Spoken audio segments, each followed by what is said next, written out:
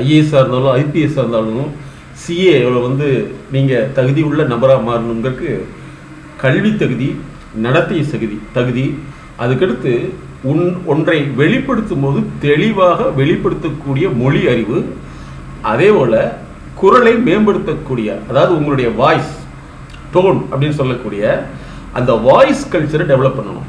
பல பேர் வந்து கேள்வி கேட்டால் கூட அந்த கேள்விக்கு பதில் சொல்றது கூட முழுங்கி சொல்கிறாங்க.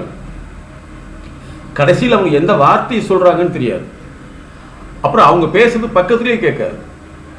ஒரு ஆட்சியாளராக போகக்கூடிய தகுதி உள்ளவங்க குரல் வளத்தை அதிகப்படுத்தாமல், குரல் வளத்தை சரிப்படுத்துறதுக்குண்டான அந்த வாய்ஸ் கல்ச்சர் டெவலப்மெண்ட் கன்சல்டன்சி எடுக்காமல் இவங்க வந்து பேசுறது இவங்களுக்கே புரியாது. அதற்கடுத்து எந்த கேள்வி கேட்டாலும் அந்த கேள்விக்கு பதில் சொல்ல தெரியாமல் அதை கோபமாக வெளிப்படுத்துதல், எதையுமே அடுத்தவங்க சொல்றதை முழுமையாக கேட்கும் திறன் குறைபாடு உள்ளதாக இருக்கிறது. இதுக்கு தான் நாங்கள் கார்ப்பரேட் லிசனிங்னு வச்சுருக்கோம். அதே மாதிரி இவங்க சொல்லக்கூடியதை அடுத்தவங்க கேட்கலைன்னா அடுத்தவங்க மேலே கோவப்பட்டு விளக்குதல், அவர்களை விட்டு ஒதுங்குதல், சோசியல் ஐசோலேஷன் சொல்கிறோம். இதெல்லாம் வந்து ஒரு ஆட்சி பொறுப்புக்கு வரக்கூடியவர்களுக்கு உளவியல் சார்ந்த கோளாறுடைய வெளிப்பாடு தான். இதை மாற்றி அமைக்க தான் இந்த லேர்னிங் மென்டாரிங், அதே மாதிரி டாக்கிங் இன்டெலிஜென்சி, அதே மாதிரி அவருடைய எமோஷனல் இன்டெலிஜென்சி, இப்படி பல்வேறு விதமான நுண்ணறிவு செயல்பாட்டை எங்களுடைய நிறுவனம் தொடர்ந்து அவர்களுக்கு கற்றல் அடிப்படையில், வழிகாட்டல் அடிப்படையில், செயல் திருத்தம் அடிப்படையில் மென்டாரிங் மூலமாக அவர்களை வெற்றியாளராக மாற்றுகிறது. ஒரு ஆட்சி பணிக்கு போனாலும் சரி, எந்த பணிக்கு போனாலும் சரி, இந்த குரல் வந்து நீங்கள் வாய்ஸ் கல்ச்சர் ஒன்று இருக்குது, அதை நீங்கள் சரி பண்ணாமல் எங்கேயுமே ஜெயிக்க முடியாது. பேசினா அந்த பேச்சு கடைசி வரைக்கும் கொஞ்சம் சவுண்ட் கேட்கணும். முணுமுணுன்னு பேசுறது, அப்புறம் குழுகுழுன்னு பேசுறது, இது வந்து it is not a leadership quality. அதை நல்லா ஞாபகத்தில் வச்சுக்கணும். லீடர்ஷிப் குவாலிட்டி ட்ரெஸ் கோட் கிடையாது, பிஹேவியர் கோட். பிஹேவியர் கோட் நம்மகிட்ட இருக்கணும். வாய்ஸ் கல்ச்சர் எத்தனை பேர் டெஸ்ட் பண்ணியிருக்கீங்க? வாய்ஸ் கல்ச்சர் எங்கேயா டெஸ்ட் பண்ணியிருக்குமா? ஏன்னா சார் இருக்கிறனால நிறைய விஷயங்கள் நான் வந்து ஃபோர்ஸாக பேச முடியல. நல்லா ஞாபகத்தில் வச்சுங்க. ஒரு மனிதனுடைய தொண்டை அந்த எவ்வளோ கிளியராக பேசுகிறோமோ அது மட்டும்தான் அவங்களுக்கு இம்பேக்டை கிரியேட் பண்ணும். ஸோ அதுக்கு நீங்கள் ப்ராக்டிஸ் எடுக்கணும். அடாப்டேஷன், எந்த சூழ்நிலைக்கு போனாலும் உங்களால் தொடர்ந்து லிசன் பண்ண முடியுதா? இப்போ இவ்வளோ நேரம் நீங்கள் இந்த ப்ரோக்ராம் பண்ண முன்னாடி நான் உங்ககிட்ட ஒரு ஃபீட்பேக் கேட்டு பார்க்குறேன் பாருங்க. 2 லைனுக்கு மேலே பேச முடியாது. பாண்டிச்சேரி யூனிவர்சிட்டியில் ஒரு 10 வருஷத்துக்கு முன்னாடி MBA MCA படித்தவங்க எல்லாத்தையும் கூப்பிட்டு வச்சுருந்தாங்க ஒரு ஜாபுக்காக. அதில் வந்து என்னுடைய ப்ரோக்ராம்லாம் முடிச்ச முன்னாடி ஒரு ஃபீட்பேக் கேட்டால், MCA படித்தவர் MBA படித்தவர் 2 லைன் கூட சொல்ல முடியல, 10th படித்தவர் 2 பேஜ் சொல்கிறான். யாரு கெப்பாசிட்டி ஜாஸ்தி? படிப்புல சர்டிஃபிகேட் இல்லை, குவாலிட்டி எதில் இருக்குது? நம்மளுடைய கெப்பாசிட்டி. அதை நம்ம உருவாக்கணும். அதே மாதிரி தகவல்கள் எவ்வளோ தூரம் நீங்கள் தெரிஞ்சுருக்கீங்களோ அந்த தகவல் வந்து நாலேஜ் கிடையாது, அது இன்ஃபர்மேஷன். நாலேஜ் வந்து எக்ஸிக்யூஷனபிள் திங் இஸ் ஒன்லி நாலேஜ். சரி, உங்களுக்கு தெரிஞ்சவங்க யாராவது மியூசிக் படிக்கிறாங்களா? ஏன்னா சமீபத்தில் வந்து ஒருத்தருடைய பேட்டி வந்துட்டு இருக்குது. அவர் ஒரு IAS ஆஃபீஸர் தான், 3 படைகளுக்கும் தளபதியாக இருக்காரு, தலைமை பொறுப்பிருக்காருன்னு கேள்விப்பட்டிருக்கலாம். அவருடைய சுச்சுவேஷன் பார்த்தீங்கன்னா ஓலை குடிசை, வீட்டில் மழை பெய்யாத இடம் வந்து அடுப்பு மட்டும்தாங்கிறாரு. அந்த அடுப்பில் வந்து மற்ற இடத்துல வந்து தண்ணி பேஞ்சு அப்படி ரோட்டில் அப்படி போயிட்டு வீட்டுக்குள்ளே வந்து ஒரு கால்வாயாக வச்சுருப்பாங்களாம். அது கலெக்ட் ஆகி ஒரு இடத்துல போகிற அளவுக்கு அந்தளவுக்கு இருந்தேன். அவருக்கு வந்து புக்கு வாங்குற காசு கிடையாது. அவங்க ப்ரொஃபஸர்கிட்ட போய் தான் வந்து புக்கு லைப்ரரியில் கடன் வாங்கி படிச்சிருந்தார். அதில் தான் அவர் அவ்வளோ பெரிய வெற்றி எடுத்திருக்காரு. பட் இன்றைக்கி வந்து அவங்க அம்மாவுக்கு என்ன தொழில்னு தெரியாது, பையன் இவ்வளோ ஒரு பொசிஷன் இருக்கான்னு தெரியாது அப்படின்னு சொல்லிட்டு அவருடைய ஹிஸ்ட்ரி சொன்னார். நான் இப்போ சமீபத்தில் நீங்கள் பார்த்துக்கலாம், நிறைய சாப்பாட்டுக்கே வழி இல்லாதவங்க சக்ஸஸ்ஃபுல்லாக வந்துட்டு ஒரு நியூஸ் வருதா வரலையா? சொல்லுங்கள் சார், வருதா வரலையா? அப்போ ஏன் கம்ஃபர்டபுள் ஒரு மனிதனால் ஜெயிக்க முடியல? அதுக்கு என்ன காரணம்? கம்ஃபர்டபுள் வந்து உங்களுக்கு வந்து செடேட்டிவ். கம்ஃபர்டபுள்ங்கிறது செடேட்டிவ்னா என்னது? போதை. ஆனால் ஒருத்தர் வந்து வாக்கிங் ஓடுறாரு, அவருக்கு நாய் துரத்திட்டு ஓடுது, ஒருத்தர் பயந்துட்டு ஓடுறாரு, அவருக்கு இவருக்கு என்ன வித்தியாசம்? ஒருத்தர் வாக்கிங் போகிறாரு, ஒருத்தர் நாய் துரத்திட்டு அதுக்கு பயந்துட்டு ஓடுறாரு, அவருக்கு இவருக்கு என்ன வித்தியாசம்? நான் கேட்குற 5 மார்க் கேள்வி அதிகமாக கேட்டணும். நாங்கள் மென்டாரிங்கில் உங்களுடைய மைண்டு சிஸ்டம் எப்படி வேலை செய்யுது, அதோடைய ப்ராசஸ் என்னங்கிறத நாங்கள் மாற்றுறோம். மேல்மட்ட மக்கள் தங்களுடைய தகுதி வந்து மேம்படுத்த ஆலோசனை பெற தயங்குவதில்லை. சாதாரண மக்கள் கேட்டு பாருங்க, எனக்கு எல்லாம் தெரியும் இருப்பாங்க. ஸோ இதுதான் அவங்களுடைய வாழ்க்கையில் வந்து தோல்விக்கான மிகப்பெரிய காரணம். அதுக்கடுத்து வந்து இதே எங்களுடைய தியரி மைண்ட் செட் நாலேஜுங்கிறது. மாசாக எது ப்ரொடக்ஷன் பண்ணாலும் அது இண்டஸ்ட்ரியல் தான். அது எஜுகேஷனாக இருந்தாலும் சரி, இண்டஸ்ட்ரியல் ப்ராடக்டாக இருந்தாலும் சரி, மாஸ்னாவே கம்ப்ளீட்டாக வந்து ப்ரொடக்ஷன் தான். பட் அது ஸ்பெசிஃபிக்காக பண்ணுறது தான் வந்து சக்ஸஸ் இருக்குது. அதுதான் நாங்கள் டிஎன்ஏன்னு சொல்கிறோம். உதாரணத்துக்கு நீங்கள் ஒரு படிப்பு செலக்ட் பண்ணுறீங்கன்னா உங்களுடைய என்னென்ன ஸ்கில் இருக்குது. இப்போ நீங்கள் படிப்பு செலக்ட் பண்ணுறதுக்கு என்ன சொல்கிறாங்க, நம்ம வீட்டில் என்ன சொல்லி கொடுக்குறாங்க சொல்லுங்கள் சார். ஒரு படிப்பு என்ஜினியரிங், நீங்கள் உங்கள் பையனாக இருக்கலாம், பொண்ணாக இருக்கலாம், என்ஜினியரிங் படின்னு சொல்கிறாங்க. அவங்க யாராவது அவங்களுடைய ஸ்கில்லை டெஸ்ட் பண்ணியிருக்காங்களா? மேக்ஸ் ஸ்கில் இருக்கணும், ப்ராப்ளம் சால்விங் இருக்கணும். இது ரெண்டு அவருக்கு அதிகமாக இருந்துச்சுன்னா, ப்ராப்ளம் சால்விங்கிறது வந்து மேக்ஸை கொடுத்து போடுறது அல்ல, அது மேத்தமெட்டிக்கல் ப்ராப்ளம். ஹியூமன் ப்ராப்ளத்தை சால்வ் பண்ணுறாலும் கெப்பாசிட்டி இருந்துச்சுன்னா அவர் வந்து என்ஜினியரிங் செலக்ட் பண்ணலாம். அதோடு சேர்ந்து அவருக்கு வந்து பீப்புள் ஸ்கில் அதிகமாக இருக்குன்னா மேனேஜ்மெண்ட், அதோடு சேர்ந்து ரிலேஷன்ஷிப் அதிகமாக இருக்குன்னா அவர் எடுத்துக்க வேண்டியது சேல்ஸ் ரிலேட்டடு. அதே மாதிரி வந்து ஒன்று திருப்பி செய்யற இன்ட்ரெஸ்ட் இருக்குன்னா அவர் அக்கௌண்ட்ஸ் எடுத்துக்கலாம். சரிங்களா? இந்த மாதிரி தான் நம்ம கேரியரை டெஸ்ட் பண்ணோம். இன்னும் வந்து சொல்கிறப்ப இந்த ஹெச்ஆரை பற்றி உலகம் மூலம் சொல்லக்கூடியது வந்து, ஹெச்ஆராக இருக்கிறவங்க யாராக இருந்தாலும் கோவிச்சுக்காதீங்க. அவங்களுக்கு ஒன்று இருக்காதும்பாங்க. என்ன இருக்காது சொல்லுங்கள், சும்மா சொல்லுங்கள். யாராவது ஹெச்ஆர் இருந்தாலும், ஹெச்ஆர் நல்ல ஹெச்ஆராக தான் இங்கே இருப்பீங்க நினைக்கிறேன். அவங்களுக்கு ஒன்று இருக்காதும்பாங்க. மேனேஜ்மெண்ட்டில் வந்து 4வது மாடியிலேருந்து 8க்கு குதிச்சு போய் 8வான்னு சொல்லி ஆர்டர் கொடுத்தாங்கன்னா நேராக வந்து நான் சொல்கிறேன் 8 குதின்னு சொல்லிடுவாங்க. சார் படி இல்லைன்னு அது எனக்கு தெரியாது, இட் இஸ் ஆர்டர். அதனால தான் அவங்க என்ன சொல்ல வேர்ல்டு லெவலில் ஹார்ட் லெஸ்ங்கிறாங்க. ஓகே, தோற்றால் என்னவோ மாறணும், சிஇஓ, ஜெயிச்சா ஐஏஎஸ், ஐபிஎஸ். இந்த குவாலிட்டியை வச்சுட்டிங்கன்னா உங்களுடைய 3 வருஷம் ப்ரிப்பரேஷன், 4 பேர் ப்ரிப்பரேஷன் ஃபெயிலியர் ஆகுமா சார்? சொல்லுங்கள், ஆகுமா? ஆக வாய்ப்பே இல்லை. ஏன்னா எல்லாத்துக்கும் ஒரு ஆல்டர்னேட்டிவ் இருக்கு. நம்ம இந்த ஐஏஎஸ் ஐபிஎஸ் எடுத்துட்டோம்னா அந்த ஆல்டர்னேட்டிவ் என்ன அப்படிங்கிறது தான் இன்னைக்கு நாங்கள் உங்ககிட்ட தெளிவுபடுத்தின ஒரு விஷயம். ஸ்கில் கேப் அனாலிசிஸ்ங்கிறது அதை 2வது பார்த்துக்கலாம். முதல்ல வந்து இப்போ நமக்கெல்லாம் வந்து எஜுகேஷன் தானே சார் சொல்கிறாங்க. எஜுகேஷன்னா நம்ம என்ன மீனிங் இது வரைக்கும் வச்சுருக்கோம் சார்? சொல்லுங்கள் சார். இது வந்து உங்களுக்கான ப்ரோக்ராம் எடுத்தாலும் சரி, உங்கள் குழந்தைகளுக்கான ப்ரோக்ராம் இருந்தாலும் சரி, உங்கள் ஃபேமிலிக்கான ப்ரோக்ராம் எடுத்தாலும் சரி. ஏன்னா இது டிஎன்ஏவை மாற்றுறது. நீங்கள் இது வரைக்கும் எஜுகேஷன் நமக்கு என்ன மீனிங் சொல்லி கொடுத்துருக்காங்க? கல்வி இல்லையா?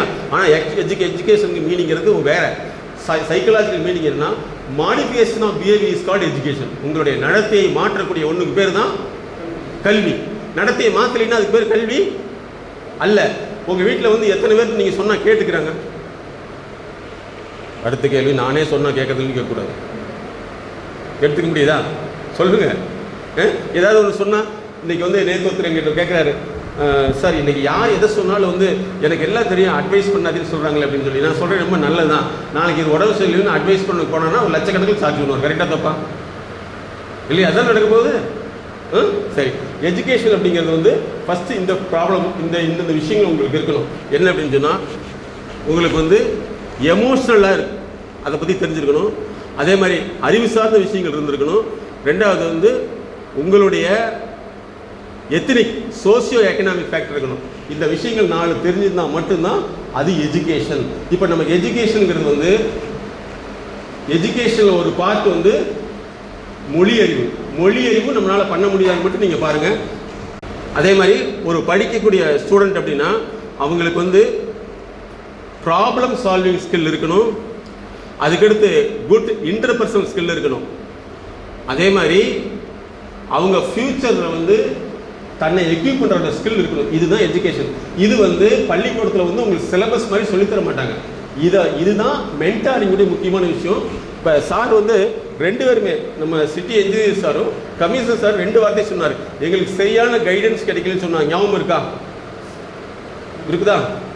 அந்த கைடன்ஸ் வந்து அவங்க எவ்வளவு தூரம் எடுத்திருப்பாங்க. கைடன்ஸ்க்கு ஒற்றை வார்த்தை, நல்லா தெரிஞ்சுங்க, ஒற்றை வார்த்தை. அதுக்குள்ளே எவ்வளவு இருக்கு. சும்மா இதை போ அப்படின்னு சொல்கிறது கைடன்ஸ் கிடையாது. ஒவ்வொரு பார்ட்டும் வந்து அவங்க சொல்லி அதை மாற்றக்கூடிய அந்த கைடன்ஸ் கிடைக்காதனால தான் இவங்க லேட்டு. அதனால நாங்கள் வந்து அந்த லேர்னிங் லேப்னே கிரியேட் பண்ணணும்.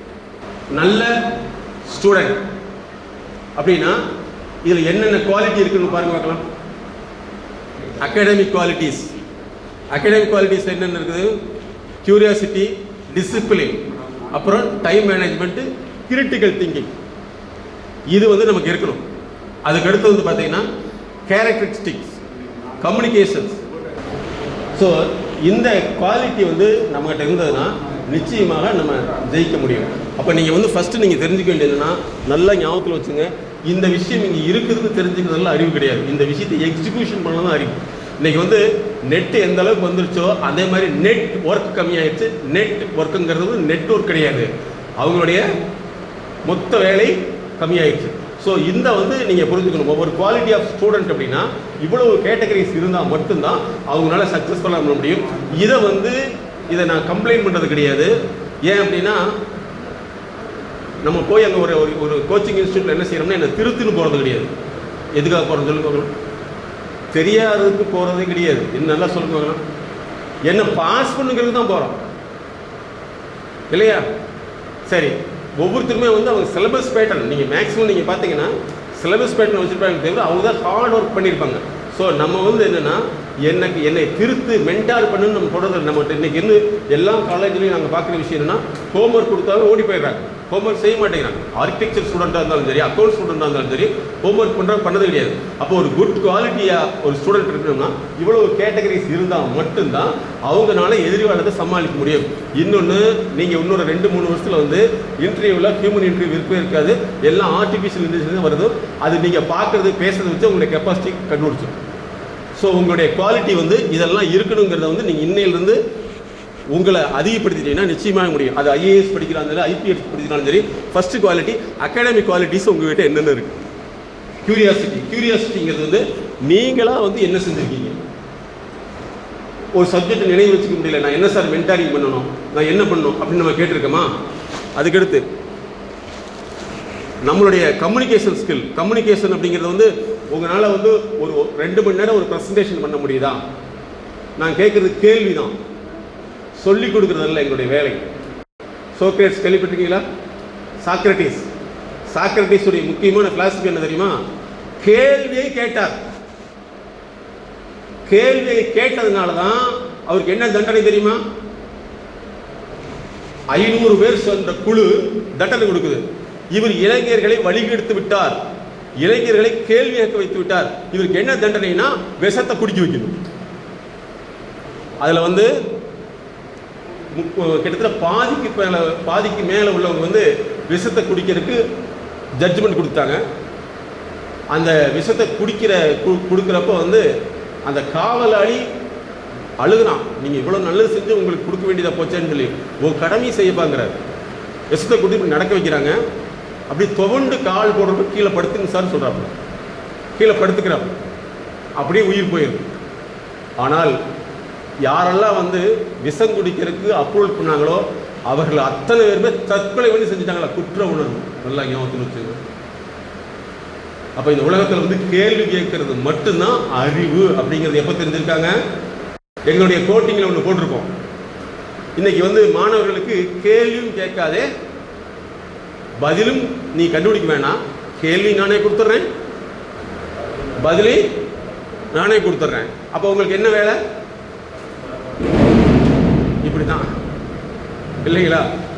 நீங்க வந்து ஒரு மனிதனை கேள்வியை மூலமாக தான் சிந்திக்க வைக்க முடியும். அதுதான் காங்கிரீட் டெவலப்மெண்ட் பண்ண முடியும். கேள்வி நானே கொடுத்துட்றேன், பதிலும் நானே கொடுத்துட்றேன், நீ கேட்டா எழுதுனா போதுங்களா? அவனுடைய அறிவு வந்து என்ன ஆயிரும்? தெளிவில்லாமல் போயிடும். அதனால நீங்க வந்து கேள்விகள் கேட்கறது கிறுக்குத்தனமா கேள்வி கிடையாது, ரியல் பேஸில் கேள்விகள் கேட்க தெரியும். அதனால தான் நாங்கள் என்ன சொல்லணும்னா, நிறைய உங்களுக்கு கேள்விகள் மட்டும்தான் நான் கேட்குறேன், உங்களுடைய அறிவு சிந்தனை எடுத்துக்க முடியுதான்னு நீங்கள் பார்க்கணும். அடுத்தது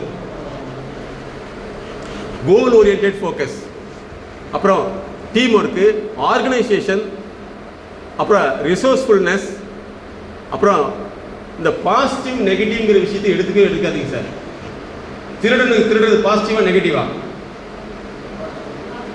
திருட்டு கொடுத்தவனுக்கு சொல்லுங்க நெகட்டிவ். அப்ப எது கரெக்ட்?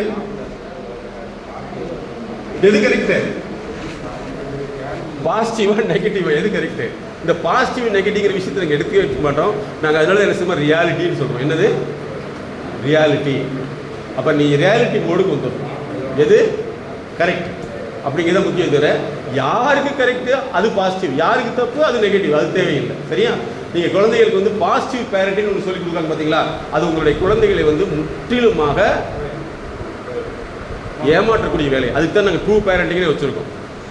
நீங்கள் எந்த வருஷத்துக்குள்ளே பிறந்திருக்கீங்களோ அதனுடைய டிஎன்ஏ டைப் இதுதான். நோட் பண்ணி வச்சுங்க. உங்கள் வருஷத்தை போட்டுங்க, டிஎன்ஏ போட்டு வச்சுங்க.